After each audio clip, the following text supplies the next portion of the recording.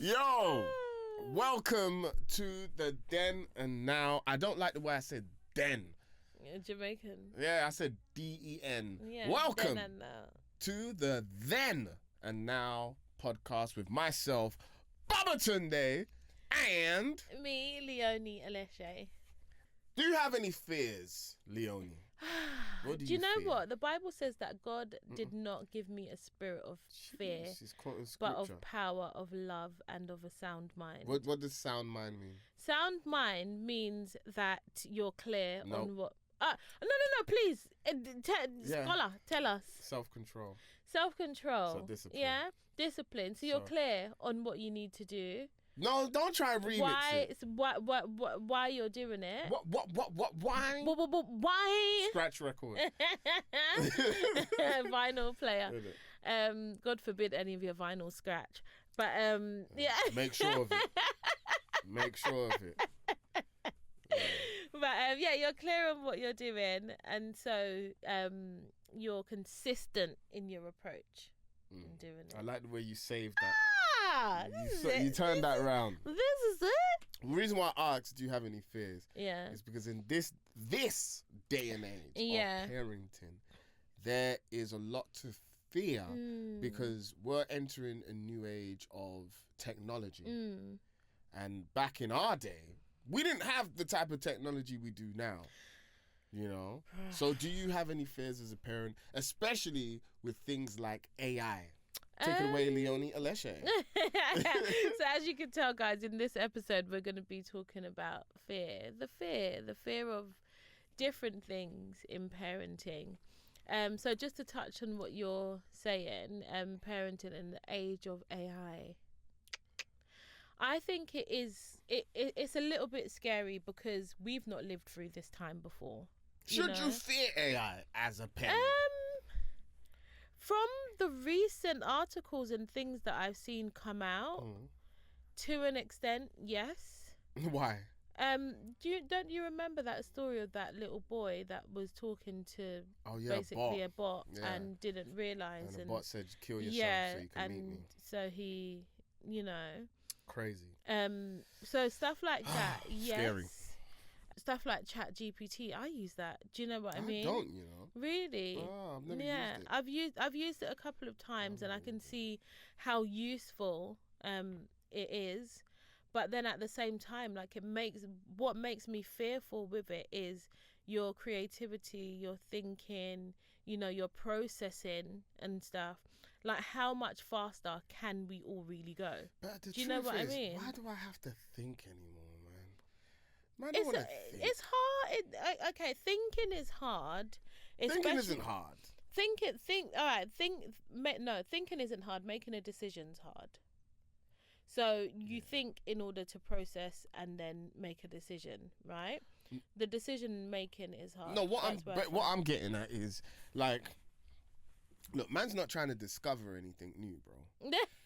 You said you've reached the age. I feel like unless we're going out of space, everything has been discovered. Yeah. So why don't you just give me the answer? Like, like going to school and stuff and they'll be like, oh yeah, we got to work out this answer.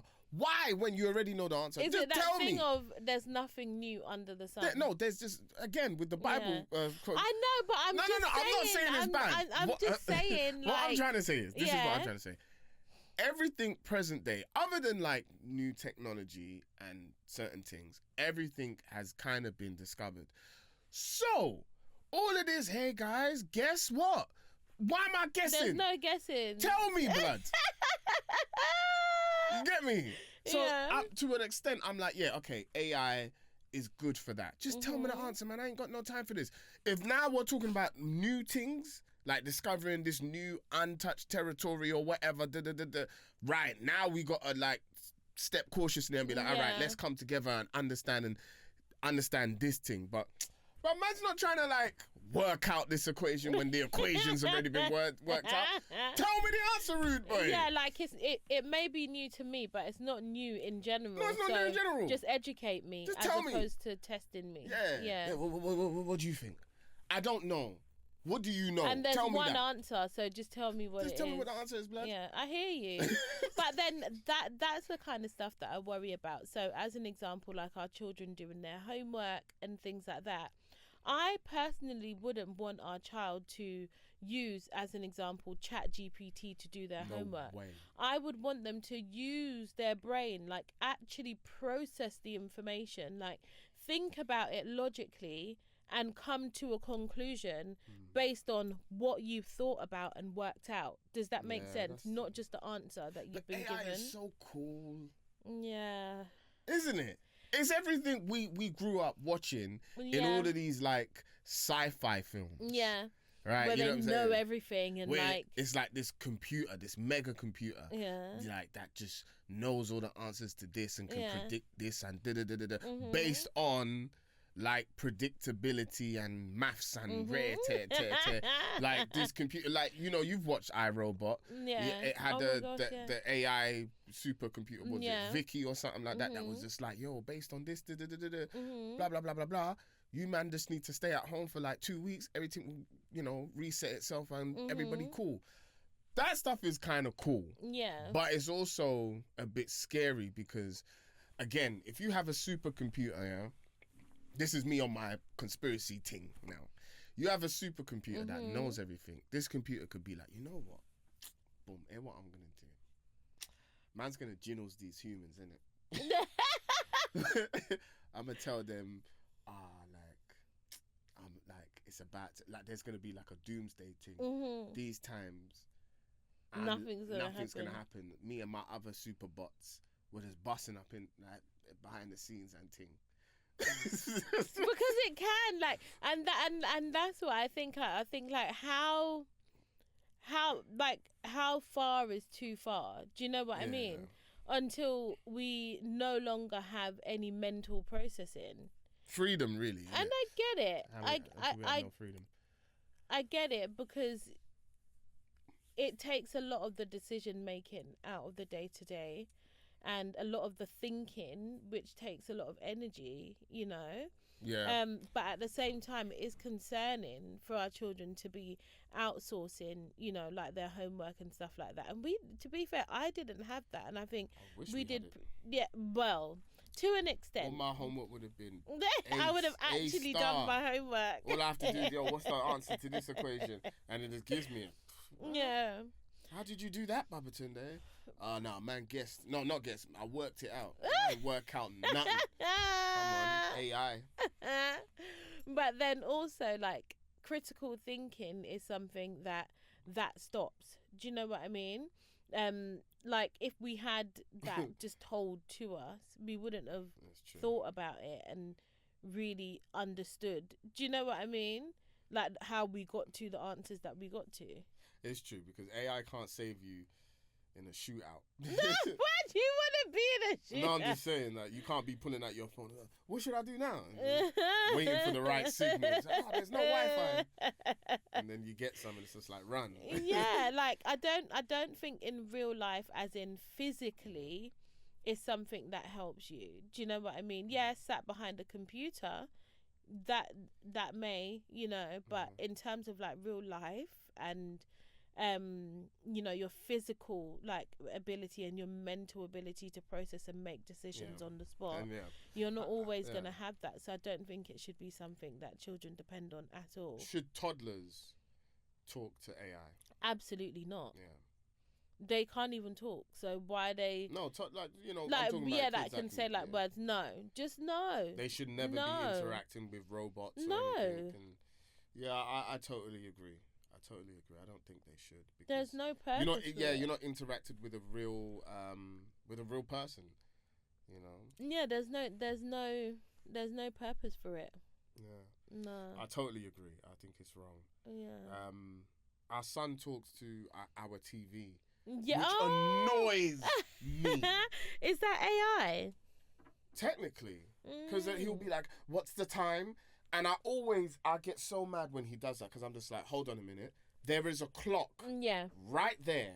Yeah. Look at the clock and work out the time. Yeah. Because you're not going to tell me you don't know how to read time. Yeah, you definitely do. Big man, learn how to use a clock. Yeah. Because you're going to have a watch on your wrist one day. And I know this is a digital watch. But I know how to read time. So I can afford to be lazy and I write then. You get it? And sometimes man can do the little... I do the analog one on there as well. Yeah, don't, you know what I'm saying? Start on my thing. Yeah, man. So, but I don't like that. I don't like talking to... I don't like when... What's this one? Oh, Siri? yeah, Siri. I don't like when Siri starts going, huh? Sorry, what was that, Babatunde? So shut your mouth, blood. I'm not talking to you. I remember once I told Siri, mind your business. Yeah. Guess what Siri said? What? Sorry, I can't do that right now. Oh. I said, yeah. I said, I got something nice for you. Switched off Siri I went on my phone, switched off Siri one time. I'm thinking, you can't stop listening to me. I will force you. I will deactivate you. You little bomber hole. And then what's the other one? Alexa. Yeah. I don't We like don't none have of an them. Alexa. Yeah. But do you think you can get Siri and Alexa to talk to each other? Oh, that would be sick. Yeah. If we did that, oh Be my like, God. Siri, man. meet Alexa. Say hi to Alexa. And then he's just like, hello, Alexa. Let's yeah, try Alexa. it. No, but Hey no, Siri, say no. hi to Alexa. No, Alexa's not here. I don't see Alexa in your contacts. There you go. Set them up, though. Set them up. I think they should have like a Jamaican and a Nigerian like voice. They probably can. What do you They think? probably can. The, Alexa and Siri. Yeah, the Jamaican Siri will be a road man. Rude boy. No, I said. What you say? What kind of Jamaican was that? I don't know. What y'all see? What you say? I don't know. I can't do a Jamaican accent. You call me? Just leave it alone. But no, children should definitely not be, well, not toddlers anyway, should definitely not be talking to any kind of robots or AI or anything like that. Here's a question. I do think they should learn coding though. Coding? Yeah. That's 100%. Like the cool Matrix thing, isn't it? Yeah. No, but that's what coding is, isn't it? I know, but I said, agreeing that it's But it is. Yeah, The but cool it's Matrix thing. like, that's the movie, no? Yes. Yeah, exactly. Well, not according to David Icke. It's real what is life. it? Oh, it's real life. Okay. Yeah. We should have him. He's a father. We should have David Icke. This is a great episode. All right. How do we explain climate change without terrifying them? Do you know the funny thing is, right? Recently, I actually started selling clothes on like Vinted. How does this relate to climate change? Because it does. How? We're recycling clothes. So instead of throwing them away... Climate change? Yes, this affects climate change. Recycling? Yes. Break it down. Do you not understand? Okay, so at the moment, a part of the issue with climate change is that the landfill from like how we wear clothes now, so we've got them for a much smaller period of time, and then we're dumping clothes and it's going into the landfill. That's also that's affecting the climate change and like the recycling processing and stuff like that. Okay. So a greener way to obviously like get rid of clothes is to resell them. So I never knew that. Those people buy those clothes instead of going out and buying new items off the shelf. They purchase from you, so that one item serves more people. Does that make sense? Yeah. So that's something that I've started doing, and at first I was thinking, this is so long, like I can't be bothered to take pictures and upload them and wait for people to buy them, and then they want to haggle you on the prices and all of this stuff. But then I'd thought about it, and I was just like, actually this is really good, because a lot of these items are in great condition, and instead of me just putting them in the bin or them ending up in some kind of landfill somewhere, it's going to somebody else, instead of someone going to the shop to buy that item and then more of that item being made. Ask me, would I wear second-hand clothes? No, just it. No, do it. So, would you ever wear like second-hand clothes? Hell no! I'd sell it. I definitely ain't gonna wear no one's second-hand clothes. Ain't no second child like some hand-me-down thing. I ain't wearing no. I don't know where you been, boy. That's trauma from your childhood. You in the rave funking it up. And then I'm just gonna put that on like, vintage. This is vintage. You got. Listen, if you buy something, I don't think I've plucked up the courage to do it yet. I'm never gonna do it. I'm not. Fresh things. No, but I see people and they look crisp. Good for them. Like they look proper crisp in their little items, and some people have like they do like a whole thing, like they'll rent a space and like sell clothes and all of that, or like car boot No, sales sell clothes. I will sell her clothes. I just ain't gonna wear it. I ain't gonna buy. You can wear my clothes. I ain't gonna wear yours. Do you know that is such a black thing to say? Like okay, so black people have this thing of like, I can't take on other people's. What is it? Like yeah. I know what you mean. Yeah, it's almost like, whatever's on you is gonna come on me, and it's not bacteria. No, it's more like more your spiritual. Trauma, spiritual trauma, stuff like that. That's why black people are just like, nah, I don't really keep your clothes rude, boy. I don't know what you're going through for your life. Even my mum, she'll be like, listen, don't give your clothes to anyone that you know, and don't and I'm just like, all of this superstitious everything has to be stuff. new. Even when we move into like a house, we pray the house out. Pray the house out. Anoint it with with oil, the doors, everything. But listen, the pureness that you feel in that place after. It's just a mental thing. Listen, even if it's mental, when we move house again. And a spiritual thing. When we move house again. Yeah, I'm doing that again. Brand new hat. Listen, I'm even going there when they're laying the foundations to put little scriptures on paper. Yeah, because calm down. No, seriously, calm down. There's to write a scripture on the wall. You have to. But it is just a mental thing. There's no like truth or anything behind it. But going back to the climate change and stuff. At first, I used to just think, whatever. Like, I used to just, kind of like overlook it. But the more you see, like, the times, like, one day it's sunny, next day it's raining, next day it's snowing. That's just weather. I understand that that's just weather. But when I was a child, that didn't happen. Yeah, because you grew up in Jamaica, where it's sunny 100% of the time. But even when I came to England, summer was summer. And winter was winter. The seasons were definitely, but it still rained a lot. It rained a lot, but as an example, you wouldn't have summer today, winter tomorrow. Like it didn't do half the stuff that it's doing now. That was on shuffle. Do you know what's someone put the weather on shuffle. Do you know what's so funny right now? We're having this conversation, and the man on your top is like this. Oh, the Undertaker. Yeah, he's like this. Look at that. Yeah, so I guess what I'm saying is it does worry me a little bit now because I can actually see the effects. Does that make sense? Before, I felt like you heard a lot about it and there was a lot of chatter and a lot of talk around it. But now it's actually like happening and you can see the effects of it. And then obviously the more is sort of like broadcasted in the news and you see the different videos of the landfill and all of that stuff. That is what kind of scares me because I just think, imagine like your grandchildren growing up and not actually having a season. Like days are just all wrapped up in different types of weather and experiences, and then who knows what else, that will lead to. I do fear about that. Consider yourself a green parent?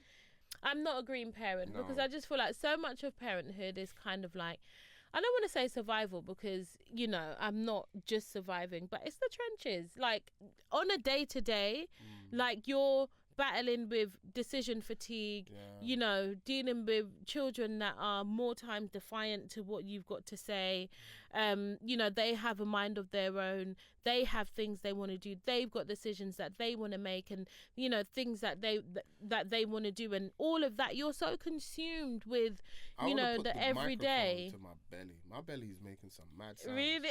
It's churning the food that I just ate. Like as you're talking, my belly's like. And I'm like, what's going on, blood? Like, why am I not in control of my own? That was me last recording, honestly. But yeah, I'm not a green parent because I'm literally living, you know, have a green thumb. Day to day. Yeah. But I do have friends that use like reusable nappies. Reusable wipes. Yeah. That's nasty. No, it's not. Yeah, I had reusable nappies as a child. You reuse tissue that you wiped your ass with. No, because tomorrow. No, because you can't wash tissue. So how you wash wipes?